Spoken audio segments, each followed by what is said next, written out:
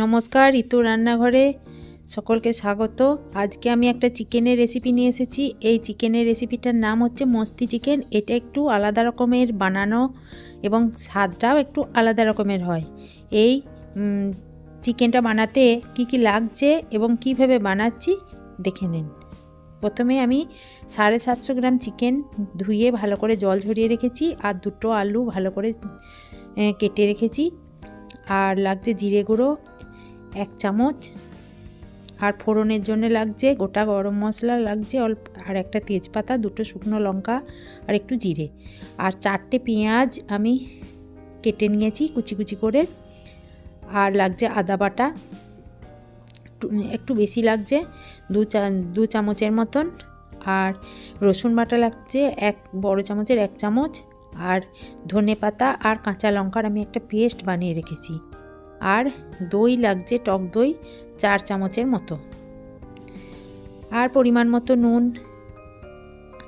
আর লাগছে হলুদ আর লাল লঙ্কার গুঁড়ো। এখানে শুকনো লঙ্কার গুঁড়ো আমি ব্যবহার করছি না। আর একটু বড় 1 চামচের মতো টমেটো সস লাগছে। এরপর আমি প্রথমে কড়াইয়ে অল্প একটুখানি তেল দিলাম।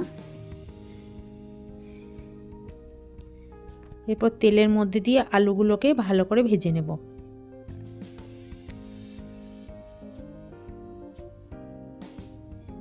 আলুগুলো একটু নাড়াচাড়া করে ভেজে নেব।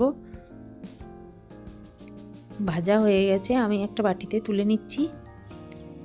এরপর আমি যে জল ঝরিয়ে রেখেছিলাম সেই চিকেনটা ওই তেলের মধ্যে দিয়ে দিচ্ছি। এর সঙ্গে আগের থেকে কিচ্ছু মেশানো ছিল না, শুধু চিকেনটা আমি ভেজে নিয়ে জলটা কিছুটা শুকিয়ে নিচ্ছি। একদম জলটা শুকনো হয়ে গেলে আমি ওই ভাজা চিকেনটা একটা আলাদা জায়গায় ঢেলে রেখে দিলাম। এই অবস্থায় আমি টক দইটা দিয়ে আমি ভালো করে ম্যারিনেট করে নেব। টক দইটা দিয়ে দিলাম, আর ধনেপাতা আর কাঁচা লঙ্কার পেস্টটা দিয়ে আমি ভালো করে মাখিয়ে রাখলাম। এতে চিকেনের স্বাদটা একটু আলাদা রকম হয় এবং খেতে খুবই ভালো লাগে।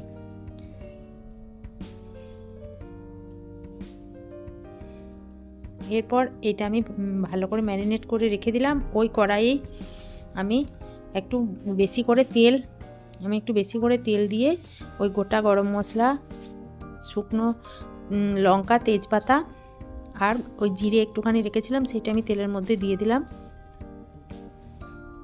এই সময় আমি ওর মধ্যে যে পেঁয়াজগুলো কুচো করে রেখেছিলাম ওইটা দিয়ে দিলাম। পেঁয়াজগুলো দিয়ে একটু নাড়াচাড়া করে আমি ওর মধ্যে 1 টেবিল চামচের মতো যে রসুনের পেস্ট করে রেখেছিলাম সেটাও আমি ওর মধ্যে দিয়ে ভাজতে থাকবো। যতক্ষণ না ভালো লাল রং আসছে ততক্ষণ পর্যন্ত আমি নাড়াচাড়া করব। এই চিকেনটাতে বেশি তেল লাগে না, কারণ এটা প্রথমে চিকেনটা ভেজে নেওয়া হয়েছিল, আর এইটাতে অল্প তেল দিয়ে করতে হয়। এই অবস্থায় আমি জিরে গুঁড়ো যেটা নিয়েছিলাম সেটাও দিয়ে দিলাম, আদার পেস্টটাও আমি এর মধ্যে দিয়ে দিলাম। এরপর যে শুকনো লঙ্কার গুঁড়ো, লাল লঙ্কার গুঁড়ো, হলুদ আর নুনটাও আমি এর মধ্যে দিয়ে একটুখানি জল দিয়ে মশলাটাকে ভালো করে কষিয়ে নেব। খুব সুন্দর তেল ছাড়া অবস্থায় আমি ওই চিকেনটা যেটা ম্যারিনেট করে রেখেছিলাম সেটার মধ্যে দিয়ে দিলাম এবং ভাজা আলুগুলোও দিয়ে দিলাম। এরপর আমি মাংসটা খুব ভালো করে কষিয়ে নেব। চিকেনটা নাড়াচাড়া করে একটুখানি ঢাকা দিয়ে দেবো যাতে করে এই মশলাটা ভালো অ্যাবজর্ব হয়ে যায়। খুব সুন্দর তেল ছেড়ে এসেছে। এই অবস্থায় আমি টমেটো সসটা দিয়ে দিলাম। টমেটো সসটা দেওয়ার পর আমি এটাকে আরেকটু নাড়াচাড়া করে দেব যাতে করে একটা বেশ টক ঝাল একটা সুন্দর একটা টেস্ট পাওয়া যায়। এরপর একটু থালা ঢাকা দিয়ে দিলাম যাতে করে সুন্দরভাবে মাংসের মধ্যে মিশে যায়। খুব সুন্দর মিশে গেছে এবং তেল ছেড়ে এসেছে। এই অবস্থায় আমি গরম জল আগে থেকে করে রেখেছি সেইটা আমি চিকেনের মধ্যে দিয়ে দেব। জলটা আমি আগে থেকে গরম করে রেখেছিলাম সেইটা আমি দিয়ে দিলাম। এরপর একটু ফুটে গেলেই হয়ে যাবে, যেহেতু চিকেনটা আগের থেকে আমার ভাজা আছে এবং আলুটাও ভাজা আছে, একটু আলুটা সেদ্ধ হতে যা সময় লাগবে। এরপর আমি এটা আপনারা ভাতের সঙ্গে, গরম ভাতের সঙ্গে বা রুটির সঙ্গেও খেতে পারেন। এটা আমার একদম মস্তি চিকেন রেডি।